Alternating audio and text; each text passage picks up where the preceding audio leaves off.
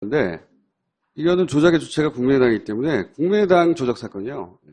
일단 제목부터 바꿔야 된다고 보고 이제 지금 모든 언론의 관심사는 단독범이냐, 공범이 있느냐, 지지자가 있느냐 이거에 꽂혀 있는데 그것도 물론 중요하죠. 중요한데 저는 주목하는 지점이 좀 다릅니다. 뭐냐면 5월 5일 날 기자회견을 하면서 당시 녹취록의 일부를 그때 공개를 했었어요. 대화 내용 일부를. 근데 그 중에서 저는 그때부터 이상했던 게 있었어요. 뭐냐면 당사자가 동생하고 녹음했다는 거잖아요. 근데 이유미 씨는 문준용 씨하고 일면식도 없는 사람인 거예요. 그렇죠. 파슨스에 가본 적도 없는 사람이고. 그러니까 아무것도 모르는 사람이에요. 민준용 씨에 대해서. 그쵸? 이제 그렇게 생각하고 당시의 녹취록 일부분을 같이 보자고요. 이런 얘기가 나와요. 2008년 9월부터 파슨 디자인 스쿨 대학원을 다닌 이 동료라고 이제 설명한단 말이죠. 기자회견 때. 물론 뭐 거짓말입니다만. 당시에는 이렇게 설명을 했어요. 이 시기는 정확하게 맞아요. 문준용 씨가 그때 다녔다는 시기. 이렇게 시작을 하는데, 이런 얘기를 합니다. 소속기관에 생겼으니 고용정보원이죠. 이력서의 한줄을 채우고 나서 토플 학원 다니면서 놀러 다녔다. 그러니까 자기는 거기 공짜로 들어갔고 거의 아버지 백으로 토플 학원 등록해놓고 띠까띠까 다녔다는 거예요. 이 토플 학원을 다녔다는 건 공개된 정보가 아니에요. 생각해 보시면. 이력서에 토플 학원 담임 어디 쓰나요? 안 써요. 네. 그러니까 잘 아는 사이라는 인상을 주기 위해서 이 멘트를 한 거란 말이죠. 내가 들었는데 토플 학원 다녔다던데? 띠까띠까 하면서 이런 말 쓴 거예요. 근데 이건 제가 문준용 씨한테 직접 확인한 건데 본인은 토플 학원을 다닌 적이 있긴 있어요. 유학을 가려면 학원을 어디든 다니긴 하겠죠. 영어 성적이 필요하니까. 토플 학원을 다닐 수도 있고 토플을 독학할 수도 있고 영어를 잘할 수도 있죠. 그건 모르는 겁니다. 근데 제가 왜 그걸 주목했냐면 이 녹취기가 공개되고 나면 당연히 기자들은 반대로 이걸 가지고 문준용 씨 혹은 민주당 측에 확인하려고 할 거 아닙니까? 토플 학원 다닌 적 있어? 없대는데 여기서 깨지는 거예요, 그냥. 그쵸? 이거는 기자회견을 하고 바로 국내에 있는 모든 기자들이 검증을 하거나 혹은 물어본단 말이죠. 없는 사실을 말할 수 없는 거예요. 상상으로 생각해 보세요. 말하는 즉시 확인해서 아니라고 반론이 제기되면 그럼 바로 깨지는 거를 말하겠어요? 상상으로 안 다녔으면 어떡하지? 라고 생각되면 말할 수 없는 내용이에요, 실제로는. 다녔다는 사실 어떻게 알죠? 작은 일인데, 그리고 예를 들어서 에세이 혼자 다 한 걸로 썼다. 한마디로 말해서 실력도 없는데 거기 내는 에세이에다가 다 혼자 썼다. 이런 말이에요. 이것도 저는 확인해 봤어요. 물론 에세이가 있고. 근데 왜 이런 걸 자기는 이렇게 쓴 적이 없다고 하는데 문준용 씨는 왜 이렇게 썼을 것 같냐? 내가 물어봤어요.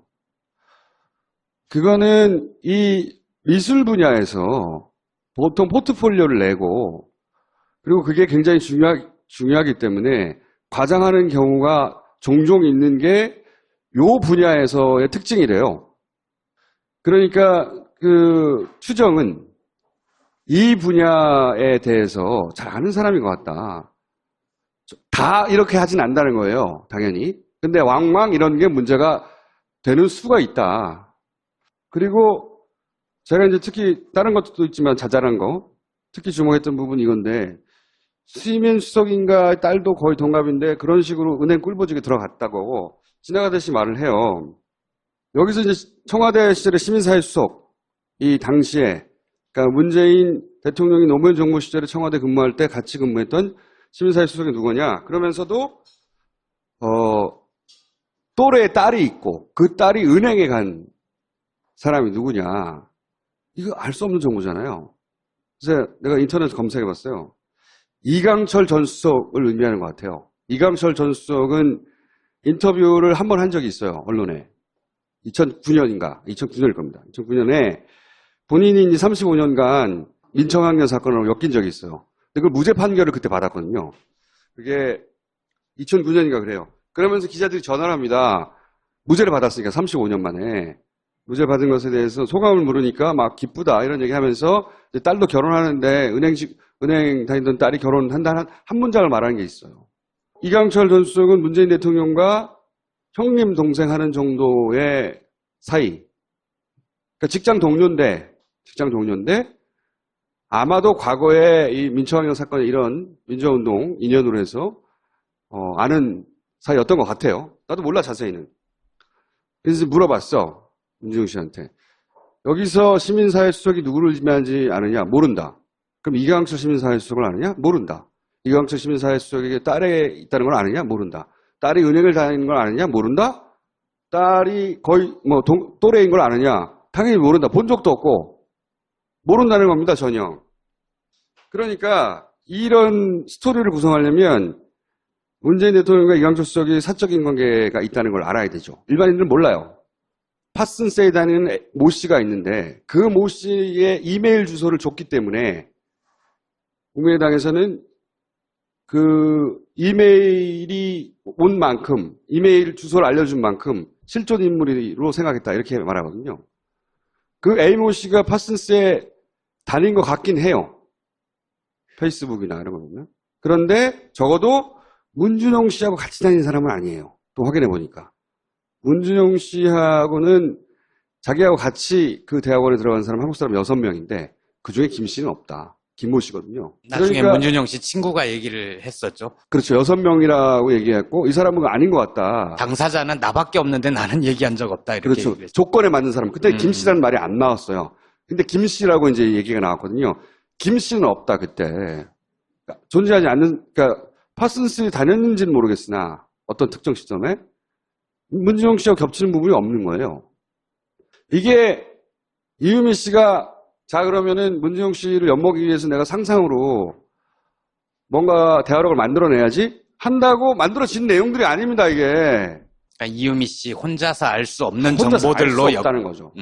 이 소스, 그러니까 대화록을 만들기 위한 소스는 누군가 제공했어야 한다는 겁니다. 그리고 그 소스는 기본적인 사실관계는 거기 정확하게 적혀 있었던 거예요. 그렇게 생각하지 않으면 안 풀리잖아. 소스를 누가 줬냐는 거죠. 원래 유력 정치인 혹은 청와대에 근무한 수석급들 되면 가족들도 사실 사찰의 대상이 됩니다. 실제. 그렇죠.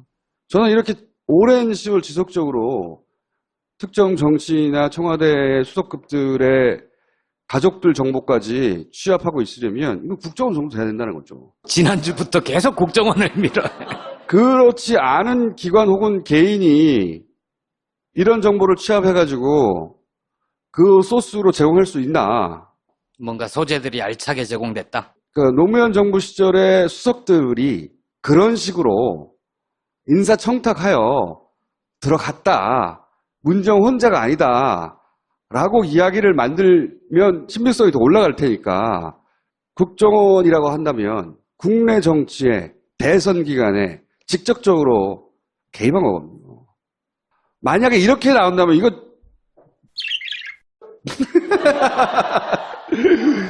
그래서 저는 이 제목에 주목해야 된다고 본다는 겁니다. 그 제보를 굳이 자유한국당에 갖다 주지 않고 국민의당을 통해서 제기하게 했다. 자유한국당에 이게 안 갔다는 보장은 없죠. 자유한국당도 문준용 씨에 대해서 여러 가지 얘기를 많이 했으니까. 그러면 이제 국정원 적이라고 하고 국정원 적이다. 그게 어디까지 올라간 거예요? 이유미 단독? 아니면 이준서 최고위원? 그건 아니면 모르겠어요. 그 이상? 그 당의 국정원하고 되게 친한 분 한 분 계시잖아요. 글쎄요. 저는 이게 한 가지 의심스러운 점은 뭐냐면요. 혼자 했을 수도 있어요. 혼자 하기에는 나 혼자 할 테니 국정원 자료 좀 줘봐. 이거 말이 안 되잖아요. 그러니까 국정원 자료인지 모른 채 그 당에 굴러다니고 있는 정보, 소위 검증단에서 오늘 확보해서 혼자서 했다라고 그렇게 얘기가 나올지 모르겠는데 제가 좀 이상하다고 생각하는 건 이 조작을 선수가 개입했다고 보기에는 엉성해. 네. 엉성해요. 네. 조악해요. 그리고 당의 공식 라인이 쭉쭉쭉쭉 해서 했다고 보기에도 굉장히 조악해요. 왜 조악하다고 생각하냐면 이게 선거가 끝난 이후에도 문제가 될 소지가 너무 많거든요. 이게 근데 문제가 됐다 치면 당사자는 제가 보기엔 빼도 박도 못하게 거의 한 3년 정도는 징역이 떨어질 일이에요. 근데 당사자들 얘기에서도 나오는데 대체로 그동안 대선이 끝나면 승자의 아량해가지고 고소고발 사건은 안 다 그런 무마된 경우가 많아요. 그렇죠. 네. 대부분은 그렇지만 아주 치명적인 건 안 그런 그걸 기대했을 수도 정봉주 있어요. 보세요. 정봉주. 그럼 미운털이 박힌 거죠. 그러니까 이거는 제가 보기에는 3년, 4년 갑니다. 그냥 갑니다. 이 관련법을 제가 아주 아주 시달린 사람이거든요. 가요. 이거는 그거보다 좀 더 심한 단계죠, 이건. 제가 한 거하고 비교할 수도 없죠. 네. 이건 뭐 자작해가지고. 그리고 이때까지 우리 정치사에서 당내에서 이렇게 스스로 당의 선수가 직접 조정하는 경우는 없어요. 대부분 배우를 영입하거나 외부에 누군가를 끌어오거나 갑자기 뭐 폭로라고 튀어나와서 기자회견을 하거나 북한에다 총 쏴달라고 하거나 자기들이 직접 책임지지 않을 수 있는 범주를 치고 나서 근데 이거 당연히 직접 있잖아. 그래서 제가 보기에는 그 국민의당의 소위 올해 선거를 치른 경험이 있는 선수들급에서 했다고 보기에는 참 너무 위험하다. 어설프고. 라는 생각 하나. 또 하나는 이 이유미 씨의 이제 히스토리를 쭉 거슬러 올라가 보면 결국은 그 안철수 전 대표가 이 정치인이 아닌 시절에 맺었던 인연이에요. 민간인 대 민간인으로. 그때 청춘 콘서트하고 전국을 돌아다니고 대학원 제자. 네, 대학원에서 이제 알게 되었고 청춘 콘서트를 한다고 하니까 교수가 아마 갔거나 혹은 뭐 도움을 요청했거나 거기서도 관계가 맺어진 거예요. 굉장히 오래된 관계입니다. 그러니까 정치인이 되기 전에 맺었던 믿을 수 있는 관계죠. 그런 관계고 그런 관계라면 이거는 완전히 추정이긴 하지만 혼자만의 그런 관계라면 그 전에 왜 언론에 잠깐 등장했던 뭐 서초동 팀, 비선 라인 이런 얘기가 잠깐 등장했었어요. 그 라인과도 연결고리가 있을 수 있다. 그러니까 비선 라인이라는 게 결국은 정치에 입문한 이후에 알던 사람, 정치인 조직이 아니라 그 전에 알던 사람과 알던 사람의 조직이거든요. 실제 가깝고 그것과 관련이 있지 않을까? 이분도 여수에서 예비 후보로 등록하고 정치인이 되려고 했던 그렇죠. 사람이에요. 그건 이제 자기가 신뢰하는 사람이니까 정치적으로 기회를 주려고 했던 거겠죠. 근데 그걸 이제 돌파하지 못하고 본인은 예비 경선에서 예비 후보 단계에서 떨어졌지만 그걸 2번이나 시도했거든요. 그러니까 믿는 사람이라는 거죠. 믿는 사람. 네. 그래서 저는 공식 라인과 비선 라인 모두 다 소위 공범이냐 뭐 혹은 뭐 지시자가 있느냐를 따져봐야 된다. 하지만 그보다 훨씬 관심 있는 건 저는 누가 줬냐.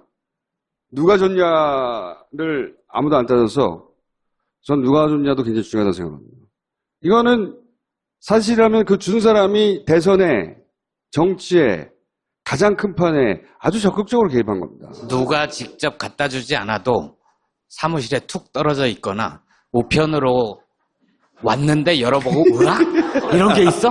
이럴 수도 있어요. 그런데 그런 제보를 그러니까 100개를 제보받으면 그중에 1개를 말할 수 있을까 말까예요. 왜냐하면 그럴듯한데 확인할 수가 없어. 왜? 그 사람 말뿐이거든요. 근데 이건 당사자 말도 아니잖아. 그냥 녹취록이 왔는데 이 녹취에 등장하는 사람하고 아무도 통화를 못 해봤어. 그러니까 최소한 확인을 했어야 되는데 며칠 안 남았고 야 이거 얘기된다 하고 확 지른 거죠. 그거는 그렇긴 한데. 국민의당의 책임을 물어야 되는 거고 지금 이 순간까지 안철수 전 후보가 아무런 얘기를 안 하고 있잖아요. 그거 뭐 모든 언론에 따지고 있으니까 저는 요 정보를 누가 줬느냐 굉장히 중요한데 누가 줬느냐 그 공작적 정보 위에 기반한 공작인 거거든요. 말 어렵다. 공작적 정보 위에 기반한 공작이라고. 그 토대해야 되는 정보 그걸 따져야 된다. 그래서 그들을 토벌해야 한다. 아 참 그 사이에 정청래 의원 얘기를 잠깐 드리면 정청래 의원은 지금 현재 고속도로에 길이 막혀서 내가 그럼 증거를 보내라 그랬더니 증거를 보낸 거야. 진짜 막혔다. 평창 올림픽 관련해서 거기 지금 공사 한창이어서 진작에 도착했을 수 있는 시간에 출발했을 때 내가 도착하지 못하고 아쉽게도 결석을 하게 되었으나 증거를 보내라고 했더니 증거를 보냈고 그러나 이것은 결석이 아니다. 결석이 아닌 이유가 뭐냐? 본인이 그동안 이 국민의당 사건과 관련해서 썼던 트윗을 대신 보낸다. 트윗으로 참석을 가름해달라. 자, 트윗이 대신 참석하는 것으로 그래서 뭐라고 썼냐? 정치적 특검이라는 정말 몰랐을까? 뭐 이런 얘기하고 방귀 소년 특검을 두고 나오셨습니다. 통과 생각하십니까? 딱 하십니다. 사과부터 하십시오. 떼치 그럼 못 써요. 허위사실 유포한자가 문제의 적입니다. 네. 박신혜 입을 계속 주목하겠습니다. 박노님? 복싱하십니까? 당이 코너에 몰리자 특검 카드를 들고 나오셨습니다. 공격의 재생이 방어라는 복싱 해설자 말을 믿고 그러십니까? 그러기 상태입니까? 사과하십시오. 안철수 씨 한마디 해야죠. 안철수입니다. 저하고는 상관이 없는 일입니다. 저는 모르는 일입니다. 저는 세동실로에 헌신한 사람이 이런 구청을 추방해야 합니다. 저는 5년 후에 다시 재출마할 겁니다. 더 드릴 말씀 없습니다. 이게 예언이에요. 이렇게 할 거라고. 말도 안 되는 예언이죠. 덜덜 떠는 이유는 선거법 위반 사항이다. 선거법 위반 사항은 유죄가 확정되면 100만 이상이면 국회의원이면 전부 다 배지가 날아간다. 사실 국민의당에서는 의원급이 단 한 사람에서 연루되면 그 흑폭풍도 어마어마하지만 의원도 날아가기 때문에 굉장히 큰 사건이죠. 여기 나오셨던 이용주 의원도 얘기가 네. 나오고 있죠. 그 녹취록을 들었느냐 안 들었느냐 이거 가지고 이용주 의원이 이걸 사전에 알았을까 조작 사실을 몰랐을 개연성이 굉장히 크죠. 그거는 저도 그렇게 생각해요. 검찰 출신으로 이것이 만약에 조작인 게 드러나면 조작인 게 확인되는 건 사실 어려운 일이 아니에요. 왜? 파슨스에 다녔다고 하는 김모 씨의 이메일 주소, 페이스북에 있는 이메일 주소, 그 이메일 주소로 메일을 보내서 당신이 그랬냐고 물어보면 되잖아요.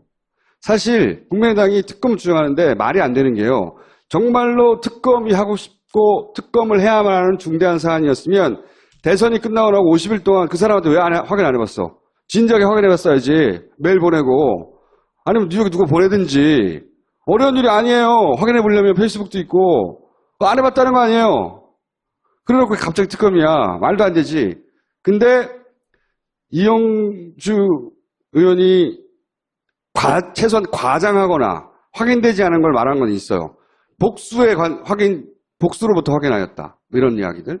복수는 그냥 당사자한테도 확인이 안 된 거잖아. 이 대목에 대해서는 본인도 제가 보기에는 도의적 책임을 넘어서는 법적 책임을 묻게 되는 상황이 올 수도 있어요. 왜 그렇게 말했냐고. 물론 뭐 본인은 이것뿐만이 아니라 다른 여러 가지 정황상 뭐 이렇게 말할 수도 있는데 어쨌든 이 건을 여러 사람을 통해 확인했다는 거는 사실이 아니니까. 예언, 안철수입니다. 송환은 버릇 잘 몰랐다. 잘 모르면 이런 예언을 했어요. 의미 없죠. 구속영장이 발부되면 입장 표명을 한다. 제가 뭐 좀 늦긴 해요. 안철수 전 대표가 서로 몰랐다 하더라도 사실 진작에 구속 여부하고 상관없이 치고 나와서 대응했어야 하는 건데. 당연하죠. 왜냐하면 지난 박선수 의원이 연루됐다고 해서 무죄가 났긴 했지만 그 횡령 사건이 있었잖아요. 그때는 형이 확정되거나 검찰에서 입장 발표하지 않았는데도 얘기했거든요. 신속하게 해야 된다고 보는데 왜 이렇게 미적거리는지 모르겠네.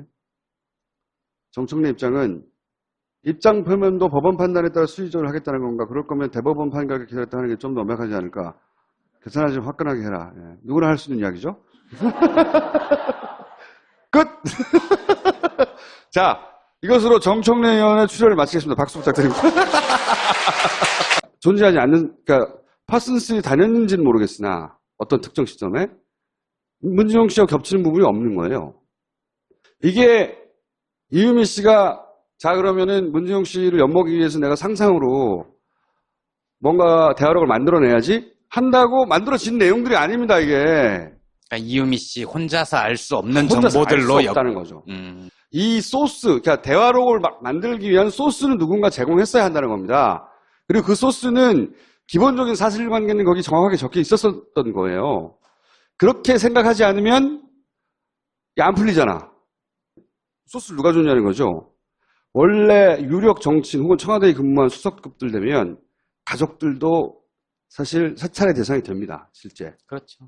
저는 이렇게 오랜 시월 지속적으로 특정 정치인이나 청와대 수석급들의 가족들 정보까지 취합하고 있으려면 이건 국정원 정도 돼야 된다는 거죠. 지난주부터 계속 국정원을 밀어요. 그렇지 않은 기관 혹은 개인이 이런 정보를 취합해가지고 그 소스로 제공할 수 있나. 뭔가 소재들이 알차게 제공됐다. 노무현 정부 시절의 수석들이 그런 식으로 인사청탁하여 들어갔다. 문정 혼자가 아니다.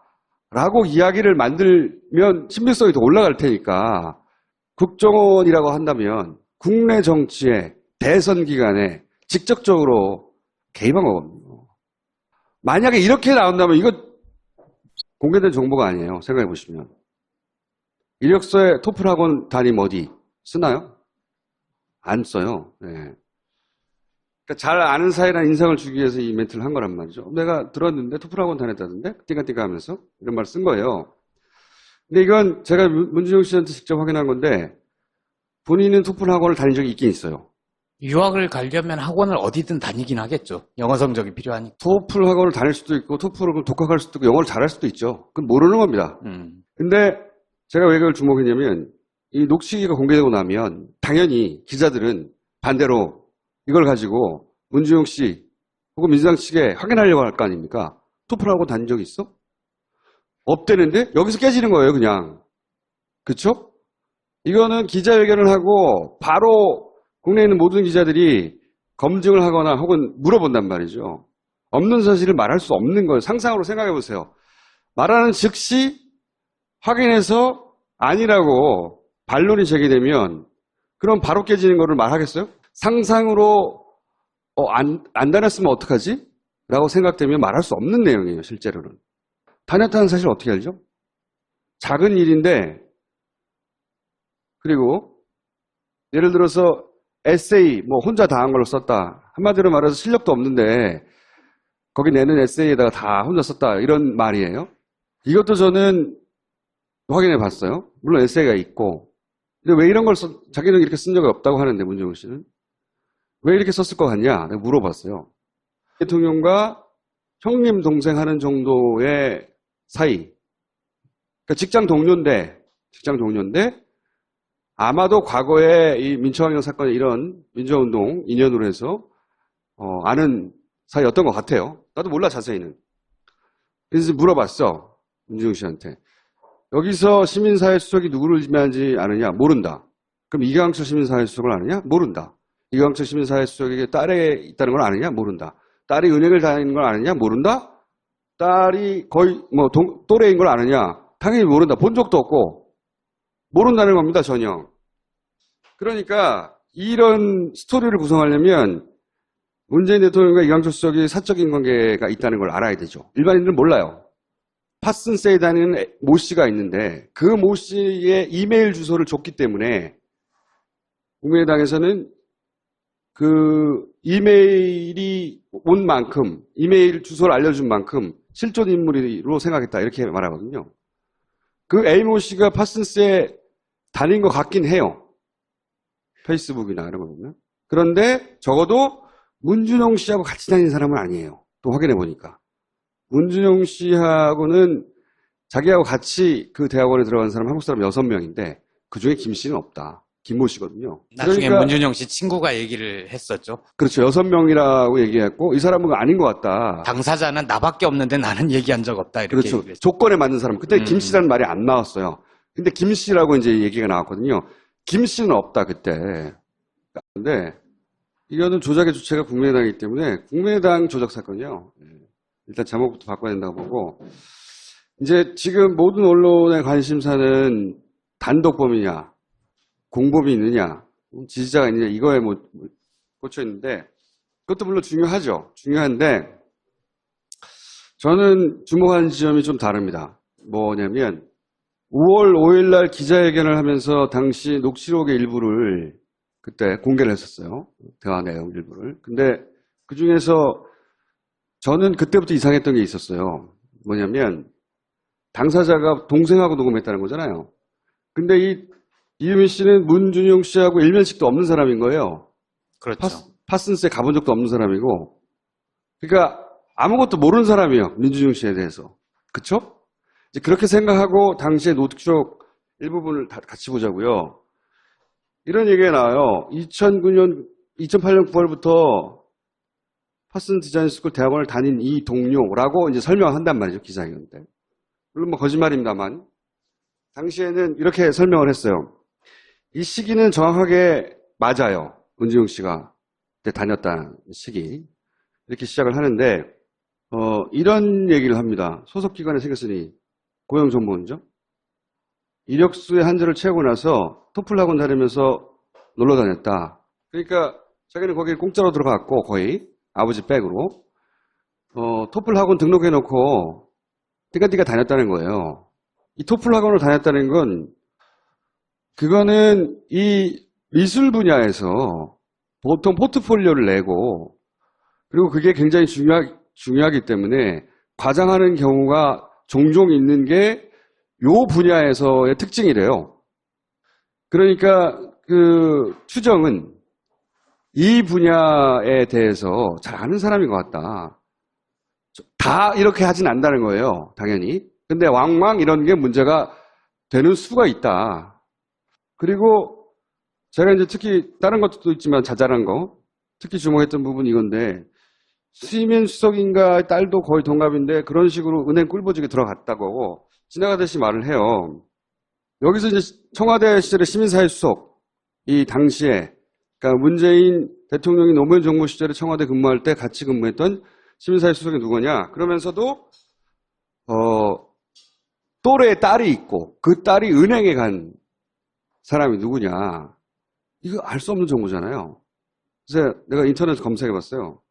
이강철 전 수석을 의미하는 것 같아요. 이강철 전 수석은 인터뷰를 한 번 한 적이 있어요. 언론에. 2009년인가? 2009년일 겁니다. 2009년에 본인이 이제 35년간 민청학년 사건으로 엮인 적이 있어요. 근데 그 무죄 판결을 그때 받았거든요. 그게 2009년인가 그래요. 그러면서 기자들이 전화를 합니다. 무죄를 받았으니까 35년 만에. 무죄 받은 것에 대해서 소감을 물으니까 막 기쁘다 이런 얘기 하면서 딸도 결혼하는데 은행 다니던 딸이 결혼한다는 한 문장을 말하는 게 있어요. 이강철 전 수석은 문재인